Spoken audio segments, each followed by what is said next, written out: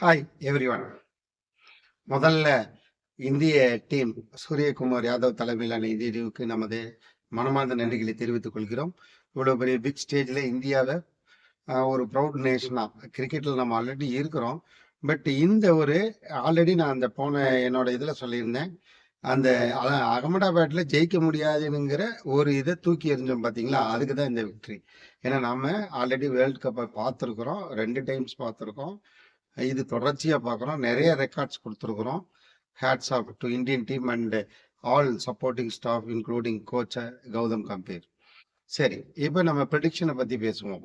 ஏன் இந்த ப்ரெடிக்ஷன் இருக்கு, எதுக்கெல்லாம் உங்களுக்கு சொல்லி தரேன்னா, நம்ம எங்கேயோ நான் ஒரு ஒரு மூலையில், தமிழ்நாட்டில் ஒரு மூலையில் திருச்சிங்கிற இடத்துல இருந்து நான் வந்து அகமதாபாத்தில் நான் அடுத்த 2 நாள் கழிஞ்சு விளையாடக்கூடிய டேட்ஸில் என்ன ஈவெண்ட் நடக்கலாம் அப்படிங்கிறத ஒரு ப்ரெடிக்ஷன் பண்ணுறோம். அது எவ்வளவு தூரம் வருது அப்படிங்கிறதுக்கு நிறைய ஆய்வுகள், நம்ம ஒன்றும் எடுத்தோன்னு உங்ககிட்ட பேச முடியாது. இதுல ஜோதிடத்துல இதுல நியூமராலஜி சம்மந்தப்பட்டிருக்கு, பிளேயர்ஸ் சம்மந்தப்பட்டிருக்கு, பிளேயர்ஸ் சம்மந்தப்பட்டிருக்காங்க. ஸோ அதுக்கான கிரவுண்ட் ஒர்க்கை பண்ணி தான் நம்ம அப்ளை பண்ணி அதை பார்க்குறோம், உங்களோட சேர்ந்து ரசிக்கிறோம். எண்ட் ஆஃப் த டேல நம்ம ப்ரெடிக்ஷனும் ஜெயிக்கும் போது இந்தியா கப்பை ஜெயிச்சதை விட நமக்கு உள்ளார்ந்த சந்தோஷங்கள் இருக்கு. இது எதுக்குன்னா இது ஒரு ஜோதிட ஆராய்ச்சி தான். ஸோ இதை அப்ளை பண்ணி நிறைய விஷயங்களை நம்ம எடுக்க முடியும் அப்படிங்கிறதுக்கு இது ஒரு உதாரணம். எல்லா டைமும் ஆராய்ச்சி ஜெயிக்குமா? ஏகப்பட்ட ரிசர்ச் ஃபெயிலியர் ஆகிறதுக்கும் வாய்ப்புகள் இருக்கு.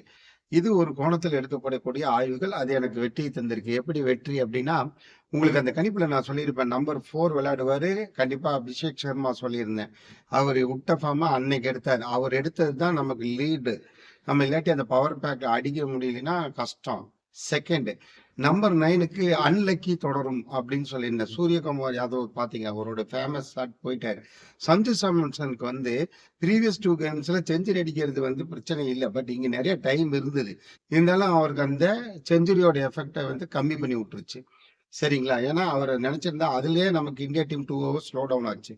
அதை விட்டுருவோம். அடுத்து நம்ம சொன்ன நம்பர் 3 யாருங்க? பும்ரா செகண்ட்ல வந்தாரு. என்னைக்குமே அப்ப கமெண்டேட்டரி கூட சொல்லிட்டு இருக்காங்க, அவர் இதுக்கு 4 விக்கெட்ஸே எடுக்கல, அன்னைக்கு எடுத்தார். ஆட்ட நாயகன் ஆனார், இந்தியா ஜெயிக்க வச்சார். அவருக்கும் இது வாழ்நாள் பெருமை. ஏன்னா ஒரு ஃபைனல் எடுத்து ரிட்டையர்ட் இது T20ல வெளியில வர்றாரு அப்படின்னும் போது super good news for every thing. அப்ப நம்ம ப்ரெடிக்ஷன் வந்து 9, 8, 3 நல்லா ஒர்க் ஆச்சு. 8 விளையாடல, சரி எல்லா ப்ரெடிக்ஷனும் ஒத்துவருமா வரல.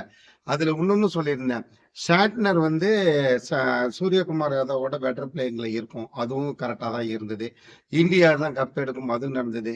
இந்த வாய்ப்பை எனக்கு அளித்த உங்களுக்கும் கடவுளுக்கும் நன்றி கூறி இந்த பதிவினை ரசிக்கிறேன். IPL-இல் சந்திப்போம்.